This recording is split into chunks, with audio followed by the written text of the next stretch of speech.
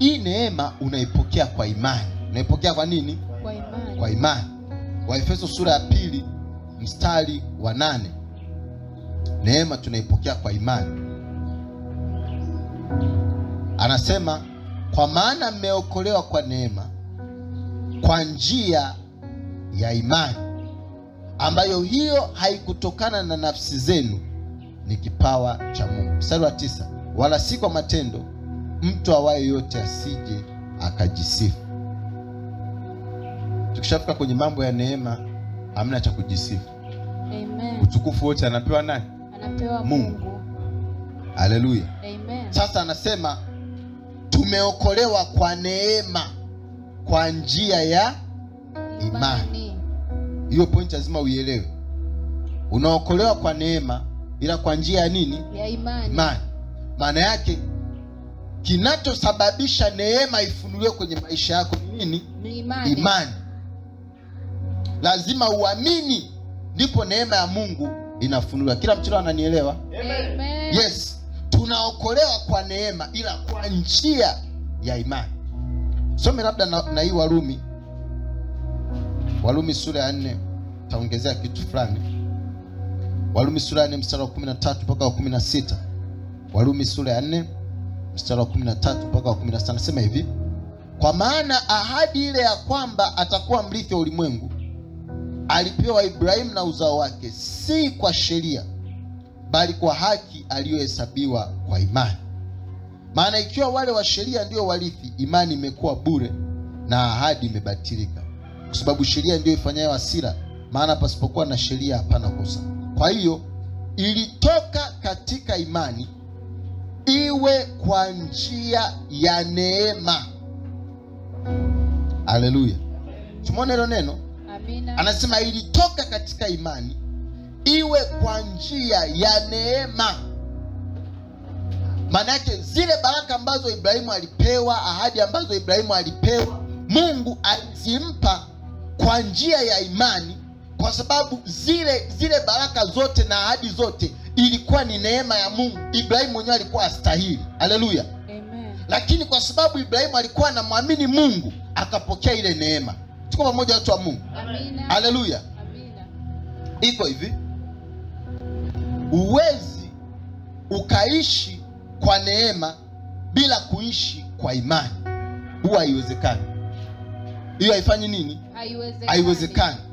Ndio maana Biblia inavyosema mwenye haki ataishi kwa imani, au Biblia inavyosema tunaenenda kwa imani, sio kwa kuona.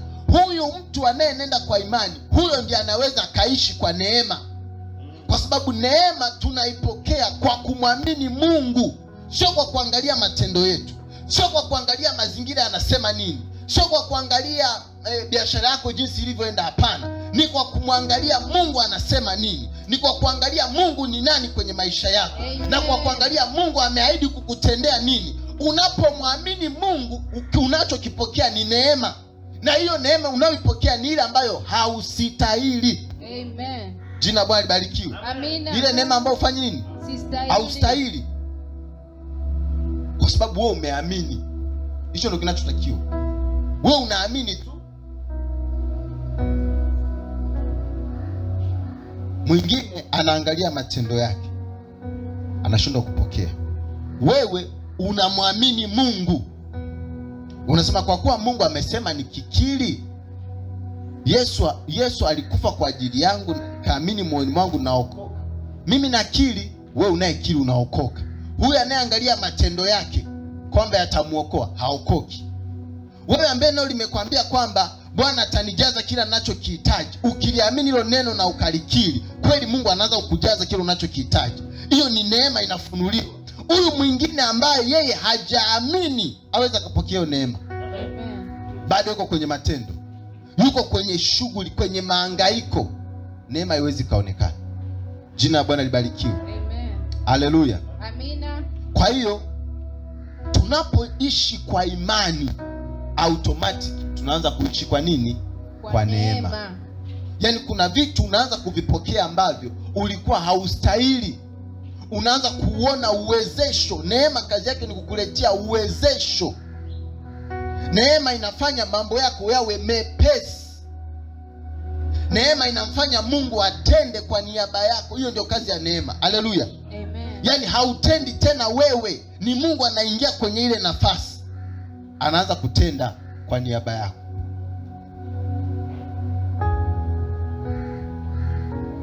Ukisoma Mwanzo 39 kuna habari ya Yusufu pale.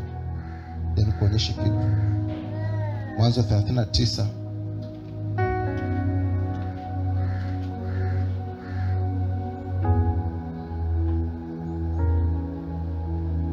Mwanzo 39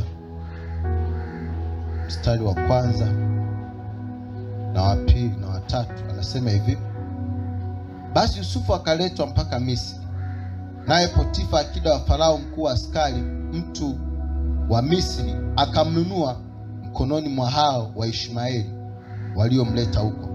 Bwana akawa pamoja na Yusufu, naye akastawi, naye alikuwa katika nyumba ya bwana wake yule Misri. Angalia mstari wa 3.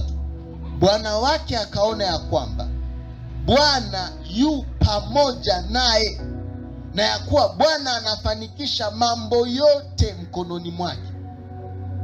Yaani yule Potifa aliyekuwa amemnunua Yusufu akaanza kumuona Bwana yuko pamoja na Yusufu kwenye kila analolitenda, na kila ambayo Yusufu analitenda linafanikiwa, kwa sababu Yusufu alitendi peke yake, ila ni Bwana yuko pamoja naye. Jina la Bwana libarikiwe. Amen. Maana yake hii ni neema. Yaani Yusufu anachokitenda hatendi peke yake, anatenda pamoja na Bwana. Neema inapokuwa juu yako inamfanya Mungu aingie nafasi yako, inamfanya Mungu atende kwa niaba yako, inamfanya Mungu, jina Bwana libarikiwe. Amen. Yes. Sasa huyu Potifa, mimi ninachojiuliza, Potifa alikuwa hajaokoka, ni Misri, ila aliweza kumuona kwamba huyu Yusufu Bwana yuko pamoja naye. Aliweza kuona huyu kijana kuna kitu anacho ambacho sio cha kawaida. Kuna uwepo wa Bwana ambao yuko nao.